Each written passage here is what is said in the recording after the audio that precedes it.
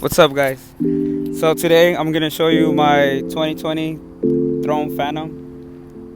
For the cockpit, we have zip stem and some mustache drops, I believe. For the rim set, we have some super teams.